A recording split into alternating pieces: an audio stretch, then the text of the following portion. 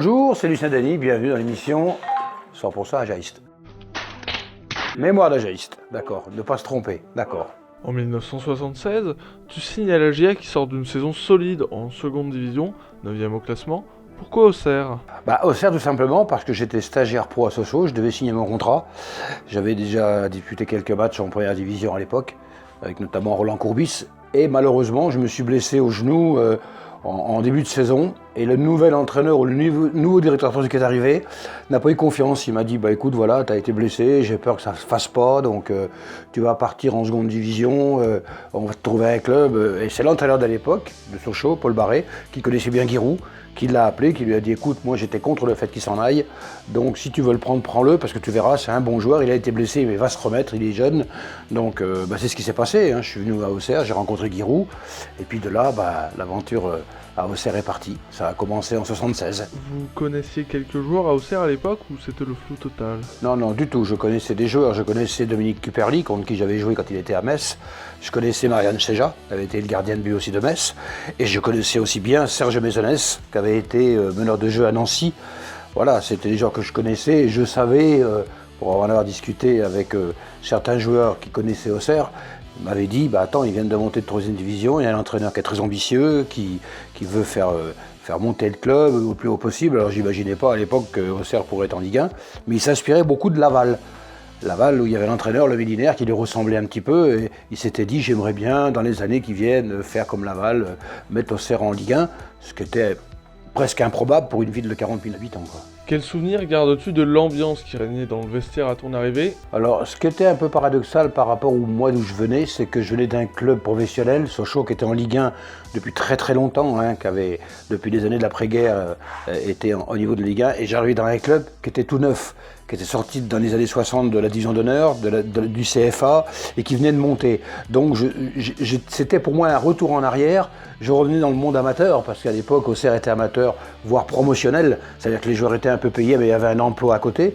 Donc l'ambiance par elle-même était bon enfant, mais c'était une ambiance, je me suis dit, très rurale, avec des garçons pour l'ensemble qui n'avaient pas joué en pro, qui étaient issus du monde amateur, qui arrivaient effectivement à un certain niveau. Donc ça restait quand même un vestiaire super sympa, mais qui était quand même très terre à terre. On sentait vraiment le niveau amateur. Et moi, c'était un changement radical parce que j'étais dans un club professionnel où il y avait pratiquement 20 pros à l'époque. Et là, j'arrivais, il n'y avait que trois joueurs, Seja, Maisonnès et Cuperli, qui avaient joué à un certain niveau. Donc c'était un peu spécial, mais je m'y suis rapidement fait parce que voilà, je me suis bien habitué à ce club.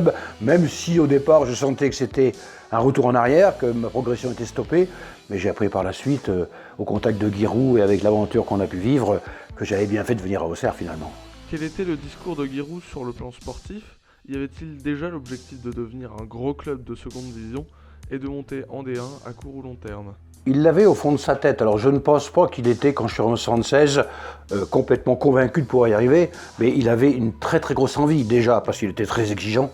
Au niveau de l'entraînement, c'était un entraînement qui était relativement dur, presque aussi dur, voire plus dur qu'à Sochaux, parce qu'effectivement, les gens travaillaient la journée, on s'entraînait entre midi et 2 ou le soir, donc il fallait quand même disputer les matchs de seconde division qui étaient des matchs compliqués. On allait dans le sud, on allait à Martigues, on allait à Ajaccio, on allait à Toulon, c'était quand même un championnat relativement difficile, et moi qui arrivais du monde professionnel en tant que stagiaire, il fallait que je me fasse une place. Et je pensais y arriver facilement, non, pas tant que ça, parce qu'il y avait des gens qui étaient là, des joueurs, et qui avaient envie de s'accrocher pour garder leur place. Donc il a fallu, la première année, où j'ai pas été souvent titulaire, que je m'accroche et que je puisse effectivement attendre de pouvoir continuer ma formation et enfin être titulaire. Mais ça n'a pas été simple au départ, ça a été très compliqué. Sur le terrain, quel était ton profil dans le jeu ? Tu étais un latéral droit plutôt défensif ou plutôt offensif ? J'étais très très offensif, aux grandes dames de Giroud qui souvent me rappelaient, même m'engueulaient en me disant arrête de monter, t'es déjà défenseur, t'es pas attaquant. Mais moi j'adorais attaquer, j'adorais faire marquer. Alors j'ai marqué des buts, ça m'est arrivé, mais j'adorais autant faire marquer, même voire plus, faire marquer que marquer moi-même. Donc non, sur mon côté droit, et je vois en ce moment Carlen Sarkus qui a un peu le même système de jeu que moi, qui est un défenseur très offensif, et franchement c'est un poste, quand on a cette vocation et cette envie d'aller de l'avant, où on touche énormément de ballons, quoi. Alors après, il faut être au top physiquement, parce qu'il faut faire les sprints sur le côté droit, il faut refaire les sprints pour revenir se placer. Donc il faut être au top, et moi je dois franchement avouer qu'entre Le moment où je suis arrivé, 22, 23 ans et 26 ans, j'ai vécu les 4 années les plus performantes de ma carrière, quoi. Là, à l'époque, je grimpais aux arbres. Ça ne me dérangeait pas de faire 50 allers-retours par match, par mi-temps. Je finissais éreinté, mais c'était de la bonne fatigue. Ouais, moi j'étais un joueur physique et j'adorais jouer offensivement, ouais. 79, une grande année pour la GIA, le film Coup de tête où tu incarneras la doublure du regretté Patrick Devers, mais également cette finale de Coupe de France. Quel souvenir gardes-tu de cette année si spéciale? C'est une aventure assez incroyable, parce qu'en 78, Jean-Jacques Hano vient à Auxerre pour faire le film Coup de tête. C'est l'histoire d'une équipe qui va en Coupe de France, Trinquant, hein, qui se fait éliminer par un grand club, mais avec à l'intérieur un joueur qui défie la chronique, c'est Patrick Devers. Et ce qui est incroyable, c'est que l'année d'après, en 79, on reproduit un peu le scénario même, le fil du film. Ça veut dire que des premiers tours de coupe jusqu'à cette finale, on a cessé de siffler et de chanter la chanson du film. C'était trinquant, trinquant, trinquant, but, mais c'était ça. La seule fois où on ne l'a pas chanté, c'est en finale. On a oublié, on aurait peut-être dû, parce qu'on l'a perdu. Mais on s'est vraiment inspiré de cette histoire, et au fur et à mesure des tours, quand on se qualifiait, on disait, voilà quoi. On est tout simplement en train de reproduire le film qu'on a tourné avec Jean-Jacques Hano. Et c'est vrai que ça a été une aventure formidable. Le seul petit regret qu'on a, c'est que jusqu'à la demi-finale, on a été très compétitif. Et une fois en finale, on était super content d'être en finale au Parc des Princes. Je dirais qu'on n'a pas été assez professionnel, entre parenthèses, et que si on l'avait été, peut-être qu'on aurait gagné la coupe, mais c'est un mal pour un bien, parce que si on gagne la coupe, on ne monte pas l'année d'après. Donc voilà, c'est à la fois le verre à moitié plein, à moitié vide. On a fait une finale de coupe, ce qui est fabuleux. On aurait même pu éliminer Nantes parce qu'on les a poussés en prolongation. Et l'année d'après, avec cette équipe, à un élément près, puisqu'est arrivé Patrick Rémy, on est monté en Ligue 1, et avec un championnat vraiment au top, quoi. L'émotionnel avait pris un petit peu le dessus en finale. C'était même pas l'émotionnel, on était content d'être là. On avait fait le job. Le principal, c'était d'aller en finale. Or, quelques années après, lors de la deuxième finale de coupe, Roux m'a demandé de venir dans le vestiaire pour dire aux joueurs, dis-leur bien qu'on va en finale, mais que c'est pas l'aboutissement. La vraie finalité, c'est de ramener la timbale, de ramener la coupe, quoi. Donc je suis rentré dans le vestiaire, j'ai été voir à l'époque les Vairua, les Batik, les Coca, en leur disant, vous êtes en finale, c'est génial. Mais pour que ce soit définitivement génial, il faut vraiment la gagner. Et heureusement, contre Montpellier, ils l'ont gagné pour la première fois. Et je me souviens du retour ici à Auxerre, où il y avait 20 000 spectateurs dans le stade. Ça a été une très très grande joie et le départ d'une très très grande aventure, quoi. Est-ce que la finale de Coupe de France vous a permis à vous, les joueurs, de grandir et d'accumuler de l'expérience pour la saison suivante? On ne cessait de grandir. Moi-même, qui étais stagiaire pro à Sochaux, où j'avais disputé 3-4 matchs, j'arrivais ici et effectivement, j'étais dans l'antichambre de la Ligue 1. Qu'on le veuille ou non, la Ligue 2, c'était ça. Alors après, il fallait être dans une équipe qui joue les premiers rôles. Les premières années, on jouait les 7-8e places. Et effectivement, ce film en 78, cette aventure en coupe en 79, on a été hyper armés pour jouer à la montée l'année d'après. Alors la grande intelligence de Giroud, c'est qu'il a très peu changé d'équipe. Ça veut dire que depuis 76, 95% de l'équipe continue de jouer. Il savait que c'était une équipe qui était en fin de vie, qu'effectivement, il y a eu cette finale de coupe et la montée, et qu'après, ça allait certainement changer. Mais au moins, moi, je jouais les yeux fermés, quoi. Je savais qui faisait quoi, qui allait faire quoi. On parle de système de jeu ou de fond de jeu, mais il faut effectivement, et c'est un peu le problème des clubs en ce moment, ça change souvent. Moi, j'aurais été très en difficulté si on avait changé un attaquant, deux milieux, un défenseur. J'aurais eu du mal à me remettre dedans. Or là, ça faisait des années qu'on jouait ensemble, mais ça circulait, il n'y avait aucun problème. On était sûr de notre fête, quoi. On jouait des matchs difficiles, mais on en a gagné énormément, au point de tellement gagner qu'on est monté, quoi. Quel souvenir gardes-tu du match de la montée? Ah, formidable. C'est en ce qui me concerne certainement la plus belle année de ma carrière, même s'il y en a eu d'autres en Ligue 1, parce que c'était un niveau différent. Mais c'est vrai que ce match avait une saveur particulière. Et Serge Maisonneuve, notre capitaine, nous l'avait dit depuis longtemps. De toute façon, ne vous tracassez pas, vous allez voir, le dernier match, ce sera le match de la montée. Et effectivement, si on gagnait, on montait. Si Cannes gagnait, Cannes montait. Si on faisait match nul, c'est Avignon qu'on montait. Ça faisait beaucoup de paramètres qui faisaient qu'il fallait absolument gagner. Et là, on parlait tout à l'heure de cet aspect un peu offensif que j'avais. Là, ce jour-là, j'ai fait un truc de débile, quoi, un truc de fou. Je suis à 30 mètres du but, je suis sur le côté, je ne sais pas ce qui me prend, mais quand je reçois le ballon, Jean-Marc Chaire me la donne derrière. Quand je reçois le ballon, j'ai l'intime conviction, encore aujourd'hui, que je vais aller marquer, quoi. Et là, je fais un truc, je dirais pas de Champions League, mais j'élimine un adversaire, un deuxième, un troisième. Je fais une fan de frappe, je récupère le ballon et j'arrive au coin des 6 mètres, je frappe et je chope la lucarne deuxième poteau. À table transversale, elle rentre. c'est un très joli but, quoi. Et en plus, c'est un but venu de nulle part, hein, parce que j'en ai pas marqué beaucoup, mais j'en ai marqué des beaux. Et celui-là, alors en plus, j'ai pas complètement réalisé sur le moment que c'était le but qui nous faisait monter, parce qu'il restait encore un peu de temps à jouer. Mais c'est vrai que sans ce but, je dis pas que le club aurait disparu. Mais ça aurait été très très compliqué. Parce qu'une semaine avant, Giroud nous avait convoqués en disant voilà, si on ne monte pas, moi je m'en vais à Nancy, je suis demandé par Nancy. Ouais. Puis moi j'ai levé le doigt, je dis moi si on ne monte pas, je suis demandé par Lille, je m'en vais à Lille. Et Jean-Marc Ferry dit moi je m'en vais à Nice, Jean-Marc Ferry, moi je m'en vais à Bordeaux. C'est déjà arrêté, que Serge Louzelet s'est arrêté, Christian repartait à Laval. Il n'y avait plus l'entraîneur, il n'y avait plus d'équipe. Je ne sais pas ce qui serait passé derrière. Et comme on est monté, personne n'est parti, tout le monde est resté. Donc ça a été le début de 33 ans en Ligue 1 quand même, de 5-4 victoires en Coupe de France et de plus de 100 matchs en Coupe d'Europe.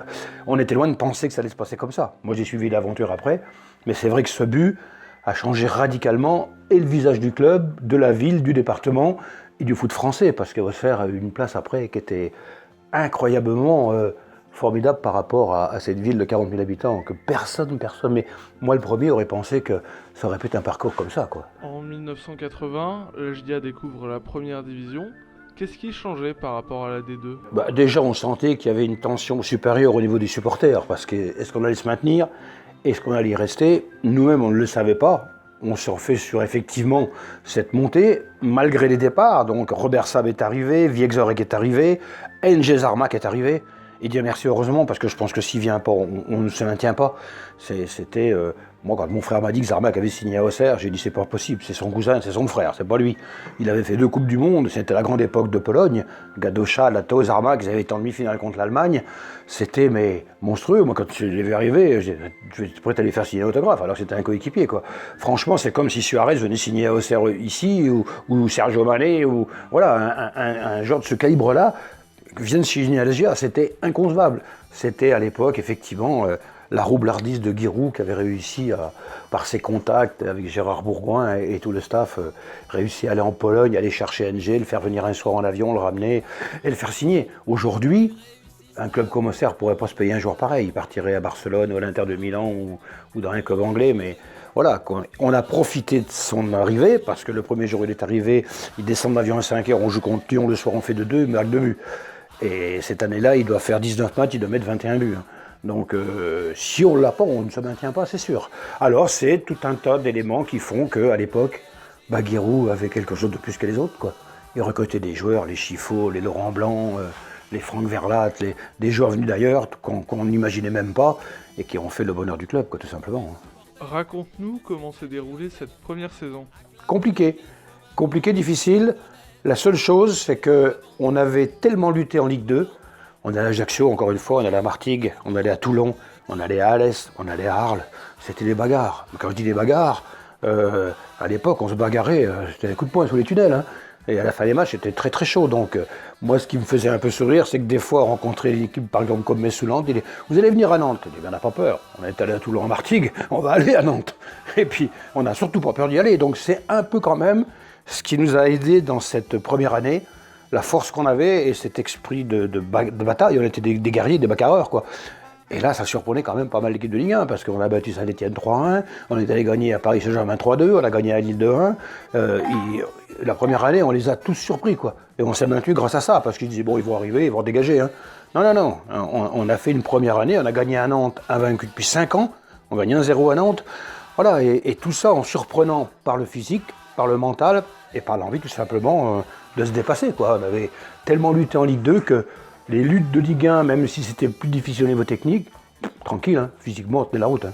Vous étiez le petit poussé, tout le monde voyait la GIA redescendre. Est-ce que cela vous apportait une motivation en plus ? C'était la motivation suprême de se dire, quand on allait par exemple à Monaco, où les mecs nous regardaient de travers comme ça n'était pas du tout impressionné, quoi. On y allait pour se bagarrer, on y allait pour se battre, et à domicile, je me souviens pas qu'on ait perdu beaucoup de matchs. Hein. Je me souviens qu'on avait battu Paris Saint-Germain 1-0 et que j'avais marqué encore une fois un but extraordinaire. Et que, je dis pas qu'on était sûr de se maintenir, parce que ça aurait été compliqué sans NG Zarmak. C'était un vrai buteur. C'est quelqu'un, moi, que j'ai pas compris parce qu'il avait un 6e sens. Quand on centrait, où était le ballon, il y était. Donc il devait sentir au moment où on centrait, où la balle allait atterrir. Et on la mettait au deuxième, il était au deuxième, on la mettait au penalty, au premier poteau, il était au premier. Et il a marqué des buts, mais Voilà, il nous a fait gagner à Sochaux, il nous a fait gagner à Monaco, il nous a fait gagner à Strasbourg, il nous a fait gagner. Il marquait des buts décisifs à chaque fois, quoi. Donc quand un attaquant vous rapporte entre 15 et 20 points, le maintien c'est moins compliqué, quoi. Qu'est-ce qui vous impressionnait le plus chez ce joueur? Sa faculté à marquer des buts dans des positions ou dans des endroits assez improbables. Encore une fois, je le dis, hein, c'est un garçon qui était toujours là où le ballon tombait. Alors je pense que ce sont des joueurs qui ont certainement, même sûrement quelque chose de plus que les autres, et qui sentent les coups. Je parle de Carlos Bianchi, je parle de Delionis, je parle de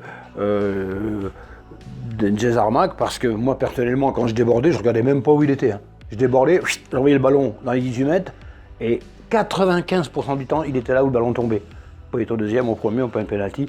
Et ça, c'était cette vista d'arriver à mettre le ballon hors de portée du gardien, entre les perches. C'était assez invraisemblable. Des fois, pendant un match, on ne le voyait pas pendant 1 heure. Il suffisait d'un ballon ou de 2 ballons. Et ça faisait but. Et ça faisait la différence. Moi, je me rappelle à Sochaux, Genji m'avait dit c'est ça votre arme. Je dis attends, le match n'est pas fini. On va voir. Et puis à la 89e, il met un coup franc, on gagne 1-0, quoi. Donc voilà, il avait quelque chose de plus que les autres, comme tous les grands attaquants. Hein. Les attaquants, on dit pourquoi ils marquent des buts, parce qu'ils ont plus que les autres. Parce que si tout le monde marquait des buts, ça serait plus marrant. Là, on sait effectivement qu'il y a une catégorie de joueurs qui sont capables de mettre des choses, Ronaldo par exemple, ou Messi, que d'autres ne sont pas capables de faire, quoi. Voilà, et NG, il avait ça. Petite parenthèse hors AGIA, vous avez joué en équipe de France Espoir, en équipe de France Militaire, en équipe de France Olympique. Qu'est-ce que ça fait de porter le maillot bleu? C'est le summum quand on est footballeur. Moi, je sais qu'à chaque fois, les convocations pour aller en France Olympique, en France Amateur, c'était à chaque fois, voilà, j'ai des yeux qui brillaient, quoi. Se retrouver avec le maillot bleu, blanc, rouge, avec le coq sur la poitrine, c'est génial. Moi, j'ai eu la chance de faire toutes les équipes de France, sauf la A. Mais ce qui n'était pas anormal, parce que devant moi, il y avait des garçons comme Amoros, comme Battiston, comme Gérard Janvion, qui étaient plus forts que moi. Moi, sur la liste, une fois il y a eu une présélection, j'étais le 5e défenseur latéral. Il aurait fallu qu'il y ait 3 blessés de malades pour que je puisse aller en équipe de France. Mais ça me suffisait parce que, malgré tout, j'ai pas fait une carrière extraordinaire. J'ai fait toutes les équipes de France, je sais ce que c'est que de porter le maillot tricolore. Et puis, d'un autre côté, je savais aussi que j'étais barré par meilleur que moi, donc ça me pose aucun problème. Hein. Vous quittez donc l'AGIA pour Lille en 83. Pourquoi ce choix? Parce que Giroud a eu l'intelligence et, je dirais, l'extrême délicatesse de me prendre sur le terrain à la fin de saison 83 et de me dire voilà, faut que je te parle. Et quand il disait faut que je te parle, c'est qu'il y avait un truc de sérieux. Donc on était dans le rond central, il m'a dit voilà, t'as encore 2 ans de contrat, ici t'es chez toi. T'as marqué le but de la montée, donc tu seras toujours le bienvenu, il n'y a pas de problème. Sauf que voilà, tu commences à vieillir, t'as 29 ans et il y a Basile Boli qui arrive. Il est meilleur que toi. Voilà, il va jouer. Et toi, tu as beaucoup de chance de ne pas jouer. Mais tu peux rester si tu veux. Alors après, si un club te demande, pas de problème. Donc effectivement, j'ai été contacté par Lille. Quelques temps après, je pense qu'il n'est pas innocent non plus. Il a fait savoir que je pouvais être libre. Donc j'ai demandé à être prêté. Moi, je ne voulais pas quitter Auxerre. C'est un vrai déchirement parce que franchement, je me plaisais tellement ici. D'ailleurs, c'est pour ça que j'y suis revenu et que j'y fais ma vie maintenant. J'ai demandé à être prêté. Donc j'ai été prêté 1 an. Ça m'a permis de découvrir autre chose, hein, de jouer en Ligue 1 dans un autre club, de découvrir une région, d'autres joueurs que je connaissais malgré tout. Et puis voilà, après je suis revenu. Il me restait 1 an de contrat. J'aurais pu repartir. Hein. Mais j'avais déjà acheté un commerce, j'arrivais à 30 ans, il fallait que je me reconvertisse, je me suis dit bon allez, c'est le moment d'arrêter, donc j'ai arrêté. Je suis parti signer, j'ai signé à Troyes pendant quelques temps, puis à Sens pour finir, et puis voilà, la carrière s'est terminée avec la grande chance que j'ai eue, c'était de contacter par RMC pour faire de la radio. Ça fait 21 ans que ça dure, j'ai suivi toutes les grandes étapes du club, les finales de coupe, les coupes d'Europe, et je continue encore aujourd'hui de faire le reportage. Je fais Marseille demain, je vais à Dijon, je vais à Troyes. Voilà, je suis resté dans le milieu, je vois encore mes amis, j'ai rencontré Patrice Garand, entraîneur de Troyes avant-hier, je vais rencontrer encore d'autres joueurs, Pascal Planck, qui a pris Nîmes et qui a joué avec moi à Lille. Voilà, je suis resté un petit peu dans le milieu du foot à travers la radio, ça m'a permis d'avoir une reconversion assez paisible.